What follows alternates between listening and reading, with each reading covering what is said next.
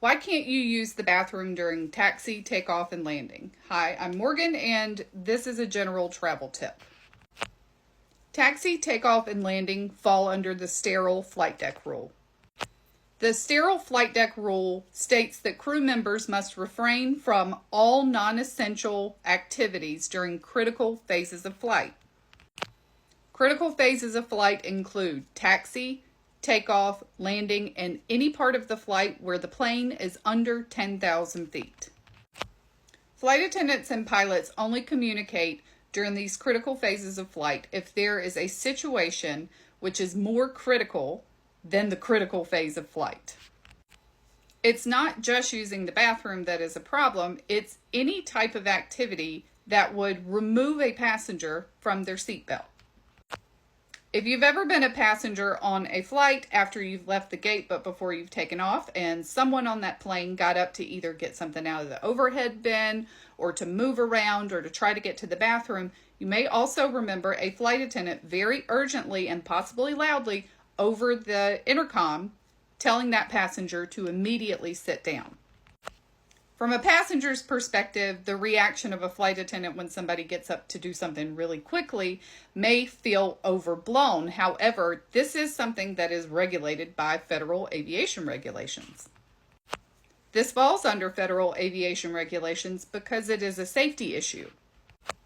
If a flight attendant comes over the intercom during taxi, takeoff, or landing and tells you to sit down immediately and you don't do it, the next step would be to contact the flight deck during the critical phases of flight.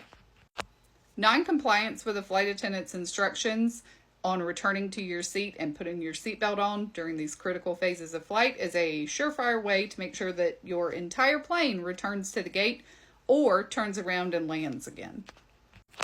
These are deemed critical phases of flight for a reason. I recently did a video about two planes, one which had just landed, one which was about to take off, which collided with one another while taxiing in LaGuardia. Even if it doesn't feel like your plane is going that fast when you're taxiing, it is, and the force of stopping suddenly can send someone flying down the aisle.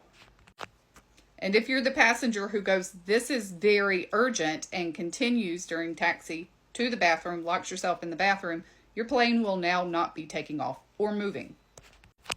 There are other passenger activities that are also governed by this flight deck rule. A few examples are making sure that your seat back is not reclined, that your tray table is up, and that you don't have a laptop out. If your seat back is reclined and there's an emergency, the person behind you will have difficulty getting out of their seat.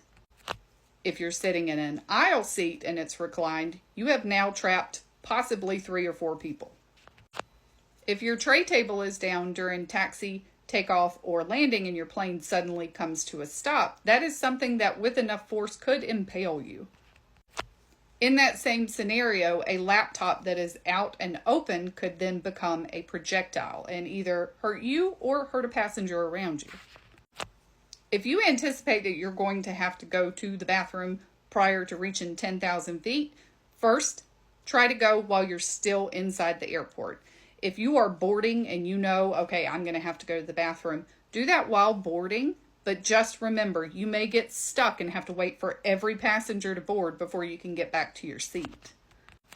So how do you know when you are outside of the sterile flight deck rule and when you're able to get up?